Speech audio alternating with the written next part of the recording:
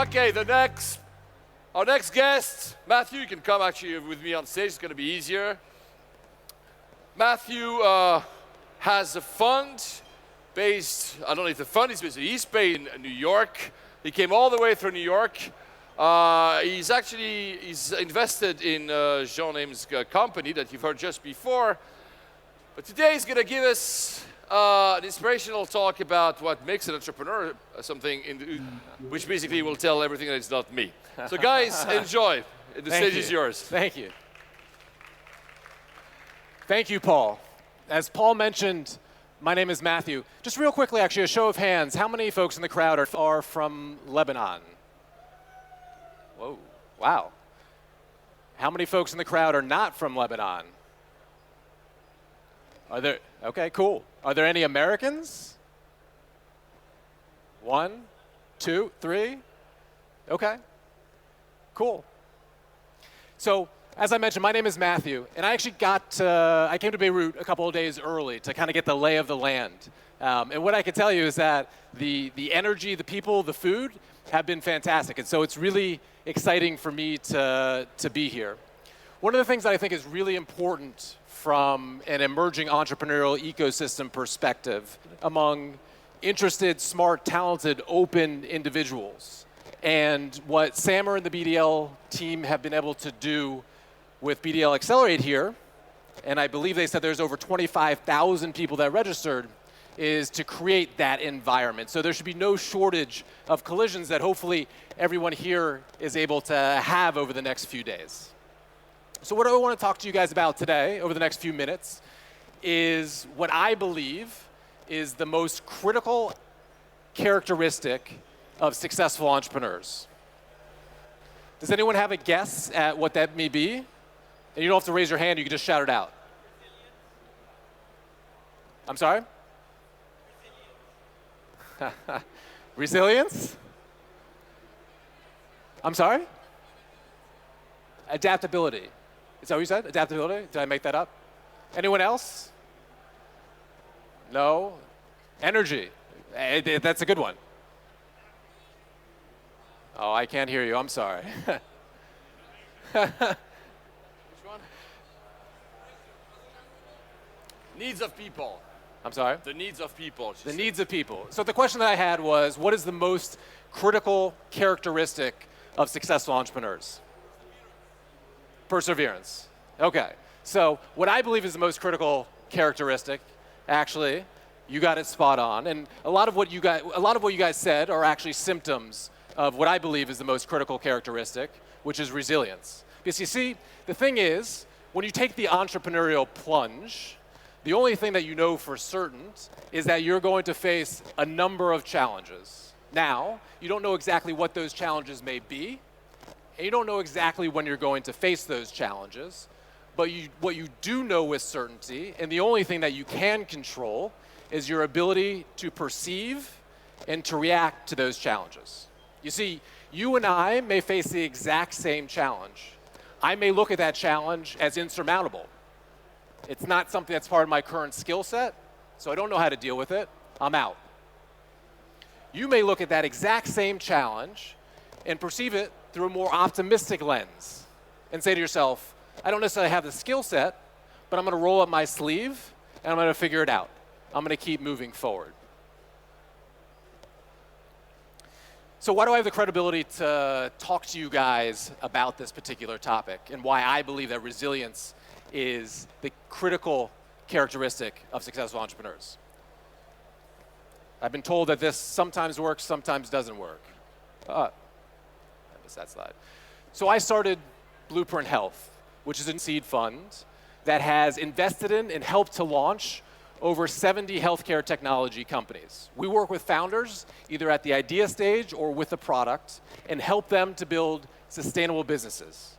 And the way that we do that is by offering them access to what we refer to as the 3 C's: customers, capital, and community.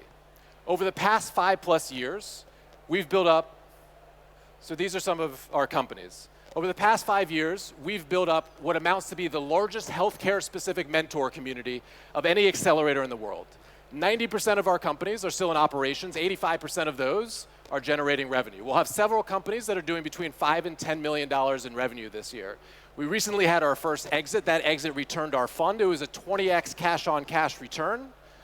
And for those of you that are into the flashy headlines, 3 years after starting Blueprint, Fast Company named us as one of the top 10 most innovative healthcare companies in the world, alongside the likes of IBM and Beijing Genomics Institute.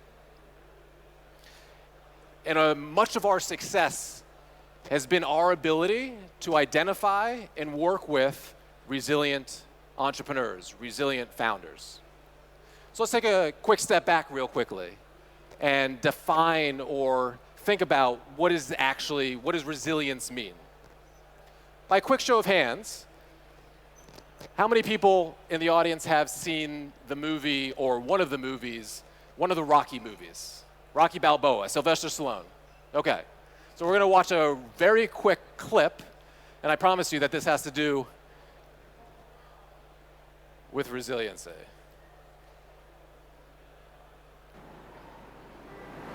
Let me tell you something you already know. The world ain't all sunshine and rainbows. It's a very mean and nasty place, and I don't care how tough you are, it will beat you to your knees and keep you there permanently if you let it. You, me, or nobody is gonna hit as hard as life. But it ain't about how hard you hit.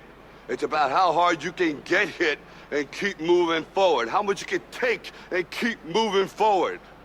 That's how winning is done. So that's one way of thinking about resiliency, right?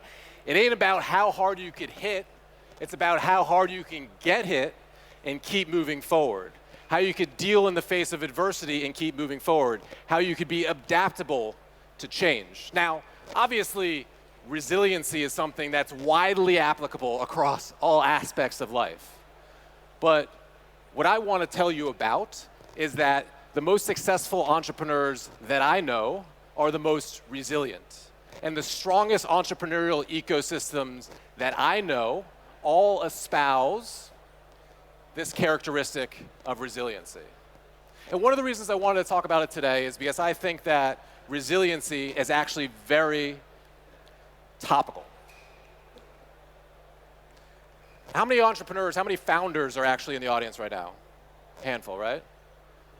So being an entrepreneur is really, really hard. You can put your hand down, sir. Boom. Being an entrepreneur is really, really hard. But what's interesting is that as a career path, being an entrepreneur recently has been kind of elevated, right? You know, historically, you could always take the straight line route of being a doctor, a lawyer, a consultant, be in the world of finance. All of those careers obviously have merit, but now all of a sudden, you could be an entrepreneur. You could be your own boss. You could be mission driven. And maybe you can make a lot of money by starting the next Instagram or Twitter or Facebook or whatnot. And so one might think that entrepreneurship is on the rise, that you've got a bunch of 20 and 30-year-olds that are taking these risks and starting businesses. But specifically in the United States, entrepreneurship is actually in a dramatic decline, which is in contrast to what we normally think of as this risk-taking generation, right? But the fact of the matter is that stats don't lie. The startup rate, the number of startups compared to the overall number of firms that are out there, has dropped by 50% between 1978 and 2011. Dropped to its lowest level in the past 17 years, according to the Kauffman Foundation, which is a prominent nonprofit in the United States that espouses entrepreneurship. Is that there was a recent research study done by a professor at Babson University. What this study said was that over 41% of 25 to 34-year-olds that saw an opportunity to create a business decided not to because of fear of failure. The fact that entrepreneurship in the United States is on a sharp decline is obviously a very complex issue. But what I purport to you guys is that resiliency is a core element and should be part of that conversation. So, a core element of resiliency is perception. Do you conceptualize an event as traumatic, or do you conceptualize that event as an opportunity to learn and grow? Multiple times over and over again. You may miss a quarterly sales target. One of your top employees may leave unexpectedly, or you may find yourself, and what's important in all of these situations is your mindset, how you perceive and how you react to each one of these challenges. Now, I want to share with you a very simple yet powerful concept.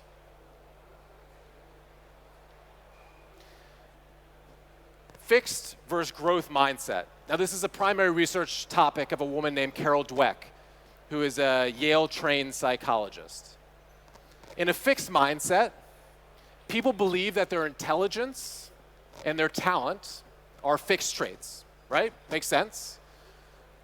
When they are confronted by a challenge, and that challenge is outside of their skill set, they don't really know what to do with that. They're kind of out, right? Whereas in a growth mindset, people believe that their abilities can expand and grow based upon dedication and hard work, and that intelligence and talent are simply starting points. It's a relatively simple and intuitive concept, but when was the last time you thought about how you confronted challenges? Because what's important here is that for entrepreneurs, a fixed mindset is really a death knell. If you perceive adversity as a threat, then your entrepreneurial endeavors are likely to be short-lived. Whereas, if you perceive challenges as opportunities to learn and grow, you become stronger as entrepreneurs. Let me make this a little bit more concrete by talking about two CEOs that are part of our portfolio. Two real-world examples. So meet Flaviu.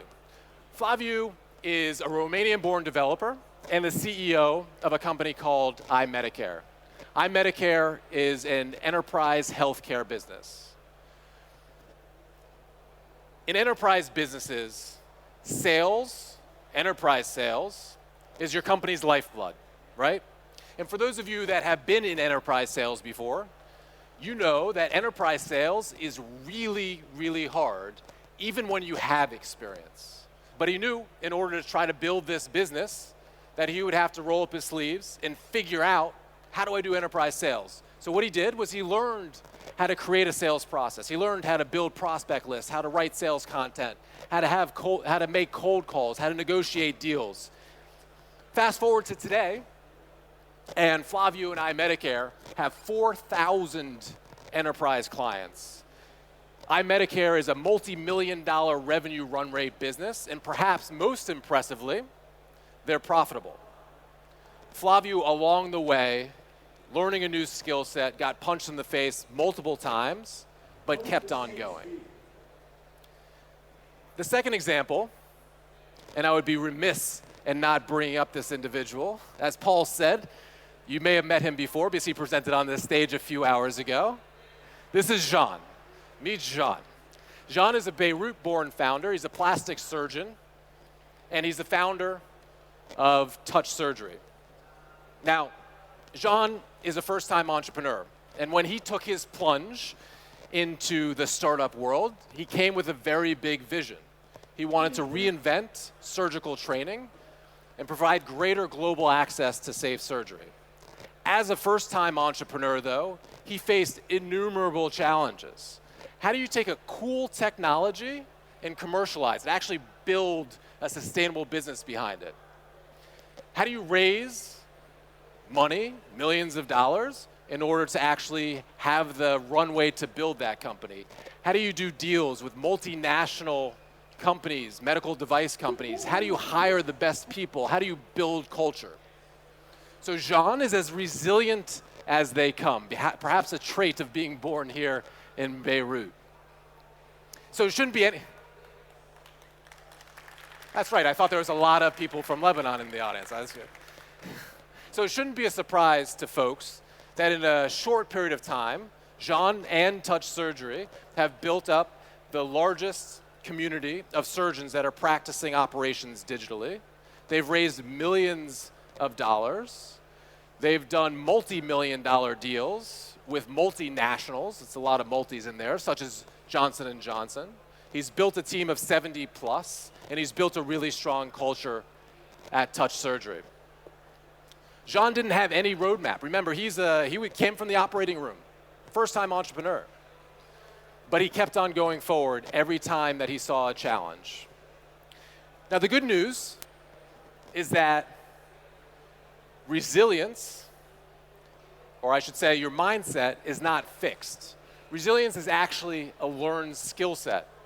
We could become more or less resilient by how we choose to think about things. As I mentioned earlier, if you frame adversity as a traumatic event that's insurmountable, your entrepreneurial endeavors are likely to be short-lived. So I want to bring it back real quickly to why each of us is here today. So on my flight from New York, I was reading a handful of articles about the Beirut entrepreneurial ecosystem. And one of those articles that I read, and maybe some of you guys have seen it, was in Forbes. And it was by Monty Munford, who's here at the conference. And so the title of that article, as you can see, amid war and turmoil, Lebanon's robust tech scene continues to prosper. So what Monty talks about in this article is the immense opportunity here in Beirut and within the entrepreneurial ecosystem, but also the fragility of that ecosystem. And what I personally found most interesting was how he referred to Beirut as an optimistic and a resilient city.